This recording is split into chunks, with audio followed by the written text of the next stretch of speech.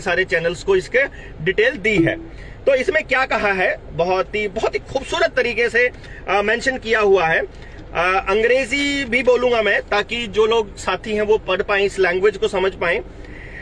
A new draconian public health legislation to be introduced in the monsoon session of the parliament allows the government to forcibly धक्के से test, quarantine, whack dash scene the people of India।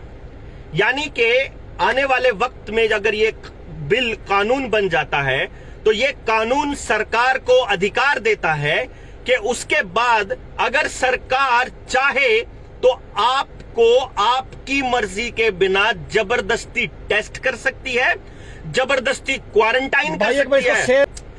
Any person can be examined, किसी भी आदमी का test किया जा सकता है, vaccinated and given any other treatment without his consent.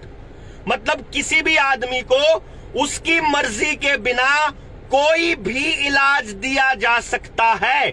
यानी आपको बुखार हो गया, आप कहते हो कि मैं आयुर्वेद के हिसाब से व्रत रख के खाली पेट रह के मैं अपना ठीक करना चाहता हूँ। वो कहाँ गया वो लोग जो राष्ट्रवादी अपने आप को मानते हैं? आप आयुर्वेद, अब आपका आयुर्वेद से इलाज कराने का हक छीना जा रहा है साथियों। आयुर्वेद क्यों? आपका होम्योपैथी से, आपका नेचुरोपैथी से, अब दुनिया की कोई ताकत आपको किस चीज से इलाज करवाना है, आपको कोई बचाने वाला नहीं। आपको एक ही पैथी से इलाज दिया जाएगा।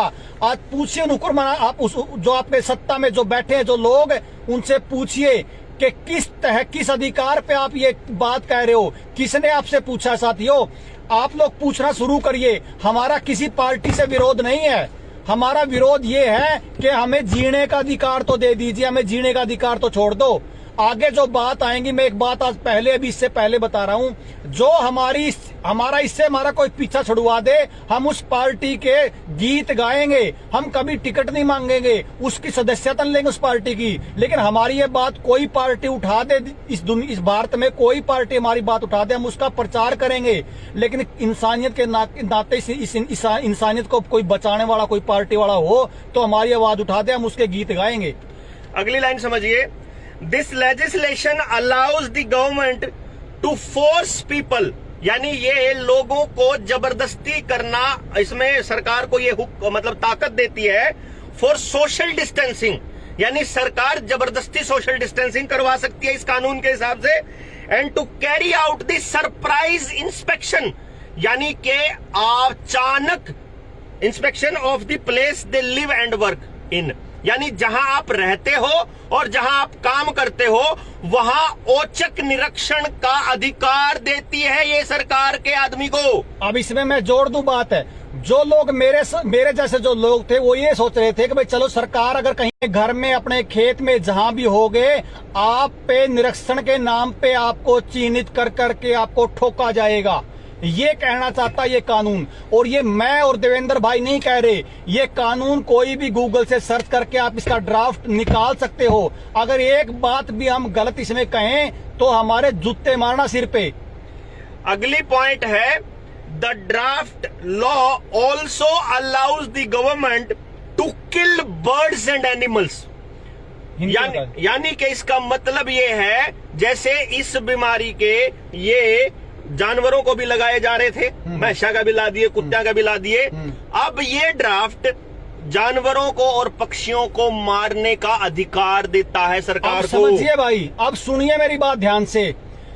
ये जो गाय का जो हम बार बार नाम लेते थे, उनको पता है कि जिस देश में गाय है, उस गाय और संस्कृति है, उसको कोई मिटा नहीं सकता, क्योंकि वो गाय हमारी खेती का अधिकार थी।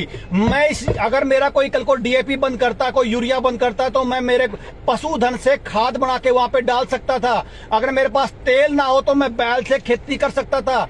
अगर मेरे पास कुछ भी ना हो तो मैं अपने दूध से, सारी चीजों से अपने घर पे गुजारा कर सकता साथियों। लेकिन आज मेरी बात आप लिख लेना, जिस तरह से पहले बीमारी के नाम पे, मैं नाम ले रहा हूं, संघ और बीजेपी के लोगों ने लोगों को ठुकवाने का काम किया, अगली जब लहर आएगी वही लोग सरकार के कहने पे, सरकार ये कहेगी कि जो ये गाय और जो भैंस है, इनकी वजह से वायरस की समस्या है, वही लोग जो अपने आप को राष्ट्रवादी कहते हैं, इन सरकारों के चंगुल में आके ये जो रोड पर जो घरों में जो गाय हैं इनका वध करेंगे और उनको लगेगा कि हम राष्ट्रवादी हैं। ठोका उसी तरह सबसे पहले शिकार होंगी हमारी गाय जो रोड पे हैं, उसके बाद शिकार होंगी घरों वाली, क्योंकि सरकार उनको पता है कि जब तक पशुधन किसान के खेत में है उसको कोई दुनिया की ताकत हिलाने वाला, गुलाम बनाने वाला नहीं है। तो सबसे पहला जो टारगेट होगा वो पशुधन का होगा। साथियों, ये लिख लेना, इस बात को आज नोट कर लेना,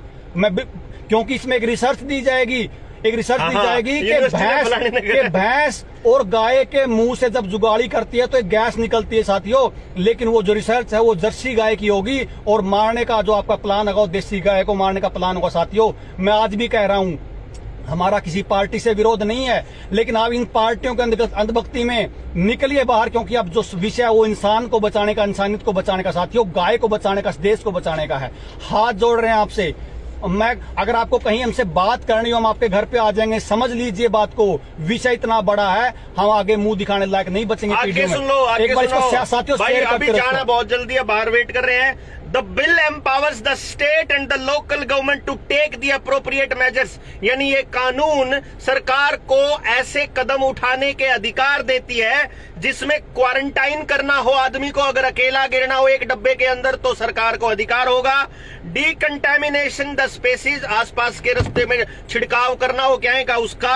आइसोलेटिंग द इन्फेक्शियस एजेंट्स, यानी ऐसे लोग जो फैलाते हैं वायरस, उन लोगों को अलग करके, मतलब उनको आइसोलेट करना।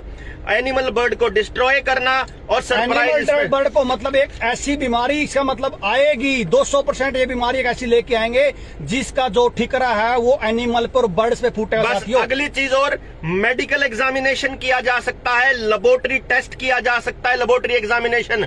आपको ध्यान हो, जब मेरी गिरफ्तारी हुई थी तो मैंने 16 सेक्टर के जो मेडिकल अस्पताल है वहां पे जो पीजीआई है, छोटी पीजीआई, उसमें मैंने अपना टेस्ट करवाने से मना कर दिया था। मैंने विरोध किया, मैंने बोला ये मेरा शरीर है, मैं नहीं लूंगा, कोई टेस्ट नहीं कराऊंगा। सरकार को, पुलिस वालों को मेरा डिसीजन मानना पड़ा और मुझे वो ऐसे ही लेकर के गए थे और फिर जुगाड़ किया उन लोगों ने अपने आप से। उसके बाद इस कानून के बाद आपका जबरदस्ती टेस्ट हो सकता है, सब कुछ है। आपका डीएनए सैंपल लिया जा सकता है, आपका ब्लड सैंपल आपकी मर्जी के बिना लिया जा सकता है। आप ये समझो कि आपकी निजता के कोई मतलब नहीं है, आपके ऊपर केवल आरोप लगाना है और आपके ऊपर कोई भी टेस्ट, कोई भी इलाज, कोई भी ये जो लगाते हैं ये केमिकल आपके शरीर में डाला जा सकता है। और साथियों, इसका शिकार सबसे पहले होंगे हमारे जैसे लोग, ये ध्यान रखना। इसलिए मैं कह रहा हूं, हो सकता है हम कुछ दिन बाद आपको कहीं भी ना मिले, ढूंढने से भी ना मिले, और ना वीडियो में मिले, ना कहीं आपको ढूंढने से भी ना मिले। और सबसे बड़ी बात, ये सब कुछ बिना उस आदमी के मर्जी के किया जा सकता है। आपकी माँ, बहन, बेटा, बेटी, कोई नहीं बख्शा जाएगा, आप किसी को नहीं बचा पाओगे। जो 2002 में हुआ था, नरसंहार का दौर आने वाला है, वही वैसा ही जो जिसकी मैं बात कर रहा था। आपको संभलने का मौका भी नहीं दिया जाएगा। अभी 4+1 यानी 5, 4+1G जो टेस्टिंग चलेगी उन रेडिएशंस की, उसी टाइम पर ये कानून आएगा, उसी टाइम पर लोग सड़कों पे गिरने पड़ने लगेंगे, उसी टाइम पर अगली लहर का नाम लेकर के आपको जबरदस्ती उठाया जाएगा। उसी टाइम पर ये लोग तैयारी कर चुके हैं। आपको कितनी तैयारी करनी है ये देखना है। आप अपने जैसे कितने लोगों को इकट्ठा कर सकते हो, आप अपने जैसे लोगों को कितना कर सकते हो।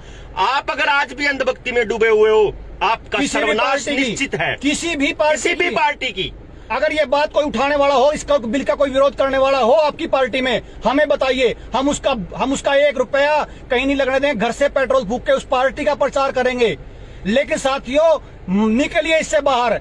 आप अगर किसी पार्टी में जाके अपनी सेटिंग करना चाहते हो, अपना घर बसाना चाहते हो, अपने आप को आप अमीर देखना चाहते हो, तो भूल जाइए, ऐसा कुछ नहीं होने वाला। कोई पैसा, कोई दौलत, कोई प्रॉपर्टी काम नहीं आने वाली है, काम नहीं आने वाली है। पूरे मतलब कुनबे इतिहास बनने वाले हैं। कि मैं फलानी पार्टी से हूँ, मेरा वर्कर बनिया, मेरा साथ दिए, जूते मारिए उसको पूछिए बात ये। साथियों, कोई साथी खड़ा बाहर, कुछ बात और अर्जेंट बात करनी है, इस वीडियो को अपना पर्सनली मान के इसको जितना शेयर उसका करिए, इसको डाउनलोड कर लीजिए, क्योंकि हो सकता है ये इसके बाद ये पेज ना बचे।